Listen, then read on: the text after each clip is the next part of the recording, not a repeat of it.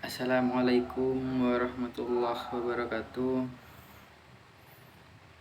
Baik, perkenalkan nama saya Ali Sabirin Hamdi, NPM 718212669.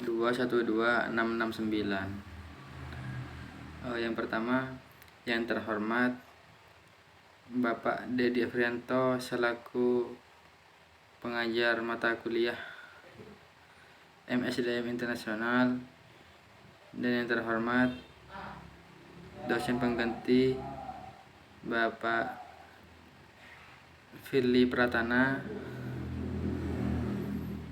Baik, di sini saya akan membacakan hasil dari rangkuman saya.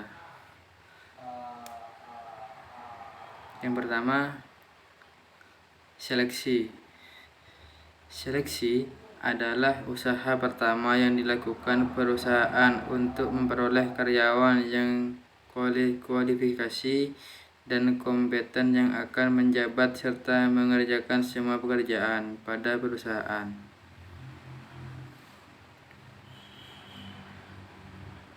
Dan seleksi juga menjadi proses ketika calon karyawan dibagi dua bagian, yaitu yang akan diterima atau yang ditolak.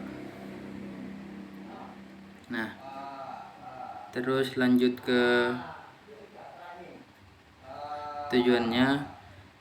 Tujuan seleksi di sini adalah untuk mendapatkan tenaga kerja yang tepat di dalam posisi yang tepat pula. Tujuan seleksi tersebut diantaranya menjamin perusahaan memiliki karyawan yang tepat untuk suatu jabatan atau pekerjaan, dan memastikan untuk keuntungan investasi SDM perusahaan.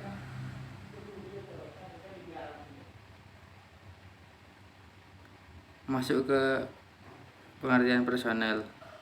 Di sini personel adalah yang akan menjadi pemimpin di dalam suatu organisasi, yang akan mengatur jalannya perusahaan agar perusahaan tersebut mencapai tujuan sesuai dengan visi misi.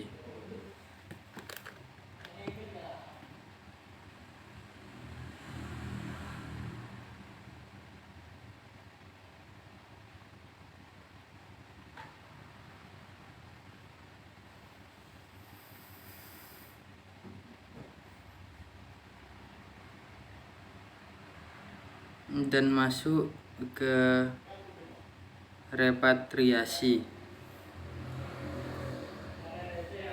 adalah kembalinya suatu warga negara dari negara asing yang pernah menjadi tempat tinggal menuju tanah asal kewarganegaraannya.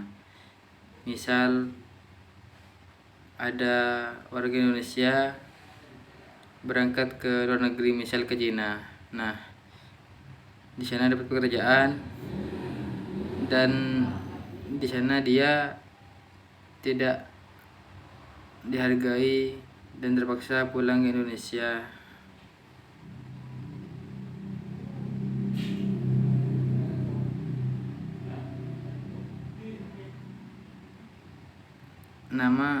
Maka itu yang dinamakan gabungan dari awalan re dan patria. Pengungsi yang melakukan repatriasi karena adanya tindakan pengurangan dalam distribusi bantuan pertolongan oleh UNHCR atau NGOs, dan menemukan bahwa situasi atas kembalinya ke negara asal adalah suatu hal yang tidak dapat dipertahankan. Dapat kembali, berpaling dan menuju ke negara tujuan, meskipun pada kenyataannya begitu.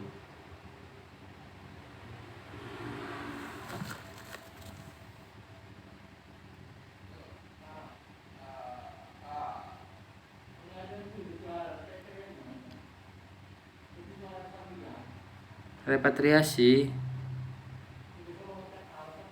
juga bisa diartikan pemulangan kembali manajer yang sudah ditugaskan ke luar negeri, dinamakan repatriasi teman-teman, atau bahasa latinnya repatriation.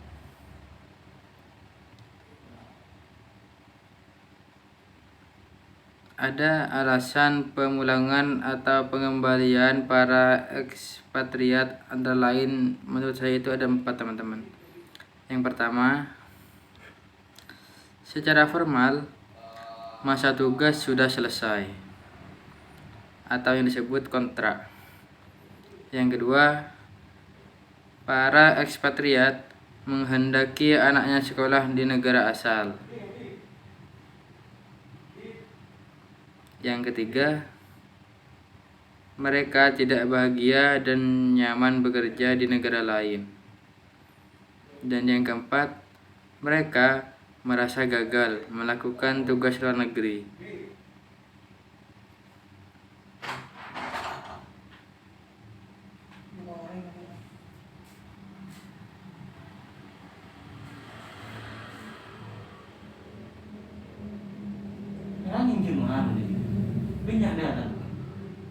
Entah sih lu, para mari ya.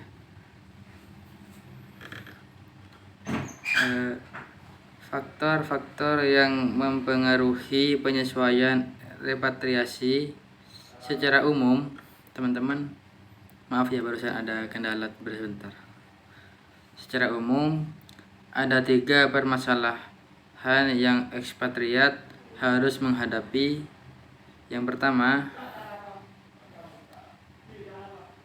menentukan posisi pekerjaan yang sesuai dengan pengalaman internasional mereka. Yang kedua, berkomunikasi dengan negara asal rekan kerja dan teman-teman. Dan yang keempat, teman-teman,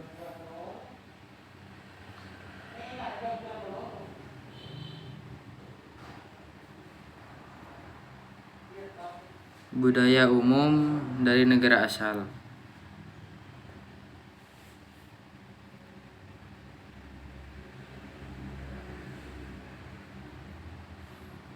Dan repatriasi ada juga yang mengartikan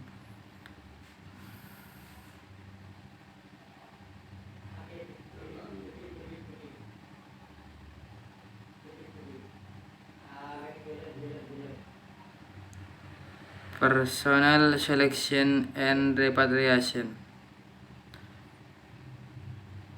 (MNC), menyeleksi orang yang akan dijadikan staf tidak hanya dari home country tetapi juga dari cabang-cabang atau bahasa latinnya subsidiaries di seluruh dunia. Tujuan khusus teman-teman ada 4. Yang pertama, mengidentifikasi 3 sumber utama yang dapat menggunakan MNC dalam mengisi lowongan. Yang kedua, menetapkan kriteria seleksi umum yang digunakan untuk mengidentifikasi orang terbaik khusus tugas negeri atau di luar negeri, teman-teman. Yang ketiga, menggambarkan prosedur seleksi. Yang keempat,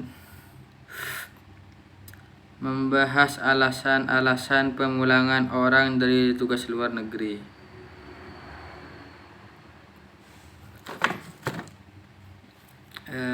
Ini teman-teman, intinya seleksi personel, terus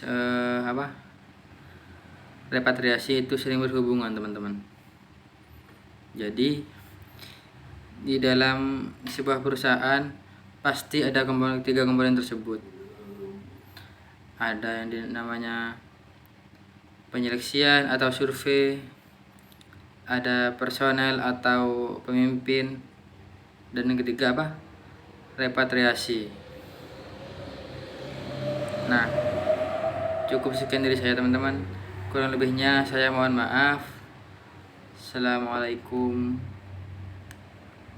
warahmatullahi wabarakatuh.